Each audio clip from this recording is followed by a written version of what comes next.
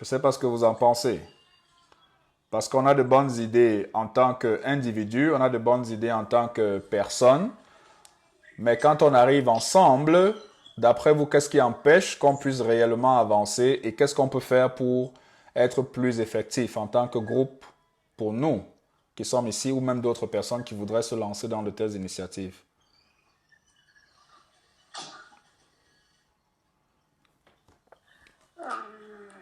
Vous voulez que j'intervienne en premier? Non, non, allez-y, n'importe, c'est vraiment libre, parce que je sais que chacun de nous a un bagage d'expérience.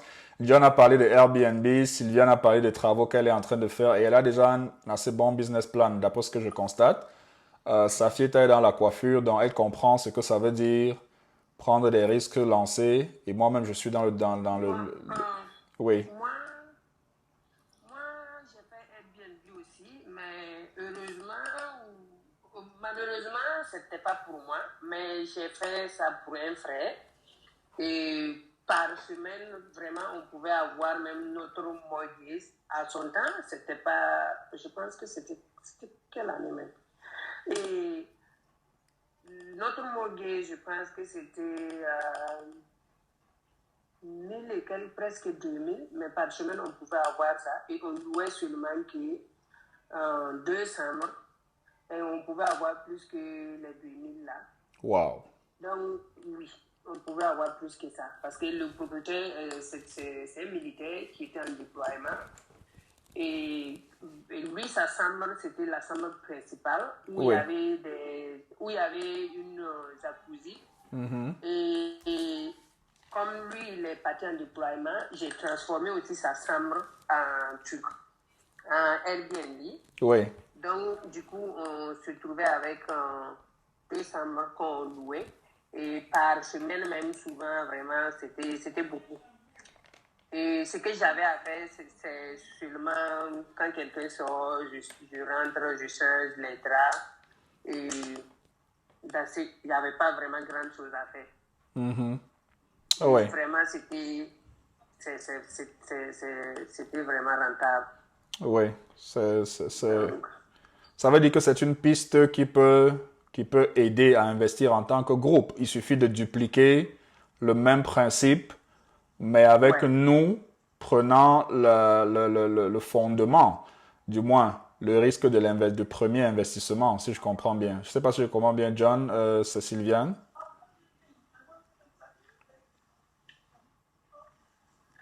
Oui, en fait, je crois que c'est ça. Je crois qu'à un certain moment, il faut d'abord accepter que quand on parle d'investir, il y a toujours cet aspect risque qu'il ne faut jamais exclure.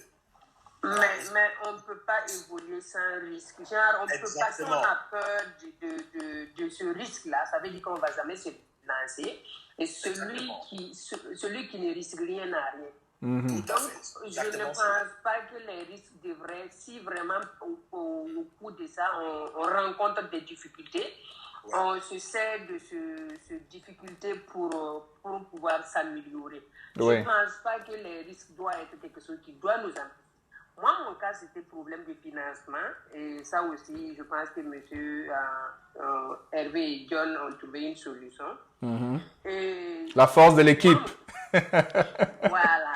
Donc, moi, mon cas, c'était côté financièrement, quoi. C'était pas la peur. Parce Oui. que moi, tout petit, moi, j'ai dans la tête que celui qui ne risque rien n'a rien. Ça dit, le monde-ci même est conçu comme ça. Donc, si tu as peur de risquer ou de rencontrer des difficultés, tu ne vas jamais essayer. Tout à fait. Effectivement. Donc là, déjà, toi, tu as un mindset des entrepreneurs. Parce Ah que oui. c'est cela, justement. Un entrepreneur doit se mettre en tête qu'écoutez, qui ne risque rien à rien. Oui. Et aussi, il doit se dire que, écoutez, à chaque fois, il doit se dire, écoutez, je ne échoue jamais. Soit j'ai réussi, ou soit j'apprends. Effectivement. Parce que chaque fois qu'on échoue, c'est une expérience qu'on a gagnée en même temps, mais qui va vous servir dans la prochaine aventure. Effectivement, c'est ça. Dans le même secteur ou dans un autre secteur, mais on apprend quand même. Oui. Alors, Oui, et est-ce que Sylviane voulait ajouter quelque chose par rapport à la peur du risque? Elle aussi, elle est dans cette mentalité de prendre le risque, elle aménage, elle se prépare. Elle a même défini une stratégie de quelqu'un qui peut louer au moins 4 ou 5 jours. comment elle a fait pour surmonter ce risque, cette peur du risque-là, jusqu'à arriver au point où elle est prête à faire le saut? Et comment, en tant qu'équipe, nous, on peut capitaliser cela? Est-ce qu'à 4, par exemple, on peut choisir à partir de maintenant que on prend le risque à 4? Combien est-ce qu'on peut avoir comme investissement de base avec le soutien, par exemple, de Life Asset, et on identifie le premier appartement ou le premier condo qu'on va mettre sur Airbnb, et on se donne quel délai pour le faire? Peut-être qu'il faut ce petit groupe de 4 personnes qui ont l'appétit du risque, qui commencent quelque chose et il y a des résultats pour que les autres suivent, parce qu'on n'a pas la même exposition au risque que tout le monde. J'aimerais écouter ce que Sylviane pense. Sylviane est encore là? Je crois qu'elle est encore là. Pendant qu'elle s'apprête à dire quelque chose, je voulais juste ajouter un élément. Sylviane, juste le temps que tu t'apprêtes et que tu sois prête à dire ce que tu as à dire, c'est que généralement, il se pose un problème, nous les Africains de manière générale, il se pose un problème de confiance, je pense. Donc c'est pourquoi je crois que nous sommes sur la bonne voie, parce que nous sommes en train de prendre le temps de nous connaître. Parce que généralement, quand on ne se connaît pas bien, c'est difficile de pouvoir se lancer dans ce genre d'aventure ensemble. Parce qu'on a des expériences personnelles où on a essayé de faire la même chose avec les autres. Et du coup, plutôt que de renforcer nos amitiés, plutôt que de nous ramener ensemble, les investissements qu'on a voulu faire ensemble nous ont séparés, nous ont divisés. Oui. Vous voyez un peu ça. Il y a d'autres qui manquent cet esprit-là de comprendre que, écoutez, il y a des facteurs risques. Quand ils mettent leur argent, eux, ils n'attendent que le positif. Ils ne s'imaginent pas qu'il il peut y arriver que les choses ne vont pas marcher dès le début et on doit serrer les ceintures et continuer toujours à essayer jusqu'à ce que les choses vont marcher. Oui. Alors, du coup, quand tu es à la tête, c'est toi qui gères peut-être la structure ou c'est toi qui gères le business, j'allais dire. On te fait porter pratiquement. Si c'est la réussite, ben écoutez, tout le monde t'applaudit. Oui. Si c'est l'échec, tu fais porter ça. Et dans certains cas, tu dois payer. Tu vas rembourser les risques que les gens ont pris. Non, moi je pense que c'est un manque de volonté. C'est pas l'histoire d'avoir peur. Parce que on va juste prendre exemple, comme je disais que si on ne veut pas risquer, on peut rien avoir ou ni avancer. C'est-à-dire le monde, si, comme je le disais, c'est juste tout est risqué. Genre, exemple, quand j'ai pris le crédit avec la banque, qu'est-ce qui rassurait la banque que j'allais payer? Rien, n'est-ce pas? Et si je prenais de l'argent et puis je mourais demain, genre le jour qui suivait, qui allait payer la banque? Donc, par fini, moi, je me dis même que la peur devrait même pas exister, quoi. Oui. Surtout que, puis, on ne faut pas oublier qu'en Amérique, si la banque t'a fait confiance, c'est que tu as bâti une certaine crédibilité. Tu as une histoire de crédibilité avec la banque. Donc, ils ont pris le risque de savoir qu'à partir de ton comportement financier, c'est très probable que tu rembourserais cet argent. Et bon, les cas de mort, c'est des cas très extrêmes. Mais ce que j'apprécie sur les interventions de John et Safieta, j'attends toujours que Sylviane intervienne, c'est que l'argent n'est donc pas le problème pour investir. C'est pas un problème de capital disponible. C'est une question vraiment de comportement, de comportement à adopter et de choix, de décision. La volonté de le faire, davantage se faire confiance et puis prendre le risque le plus calculé possible. Ça, c'est ce que je retiens des interventions. Oui, Sylviane, tu voudrais ajouter quelque chose?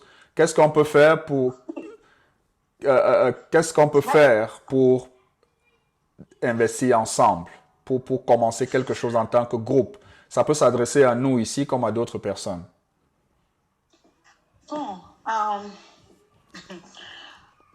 Bon, on peut se jeter simplement. Mais c'est-à-dire que si on prend du poisson, si on attrape le poisson, on attrape, tout le monde mange, si rien ne tombe, voilà. C'est ça, le crocodile en fait tout pour qu'il ne nous mange pas. Voilà. Voilà.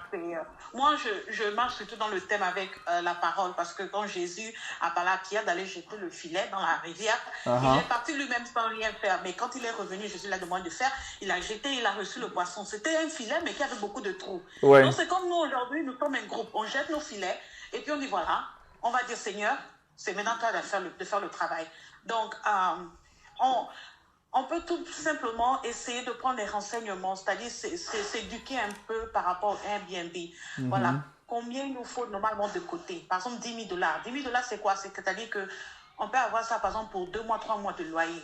Et puis, on a déjà directement exposé dans un appartement où il y a plus d'activités. Comme d'ici, il y a plusieurs appartements qu'on peut louer, mais je pense qu'il y a certains appartements qui demandent qu'on ait de licence pour avoir la permission d'avoir un B&B. Ça, c'est quelque chose qu'on doit tous travailler ensemble. Oui. Voilà, parce que si on ne le fait pas, on ne saura pas si ça donne ou pas. Et puis, toutes ces personnes qui vont venir raconter leurs histoires, ils ont essayé, c'est pas une fois, 2 fois, 3 fois. Oui. Ils ont essayé plusieurs fois et ensuite ça a donné l'hameçon et aujourd'hui ils sont devenus quelqu'un. Oui. Et aujourd'hui ils ont une histoire pour raconter. Donc c'est très vrai. C'est pareil à nous autres là.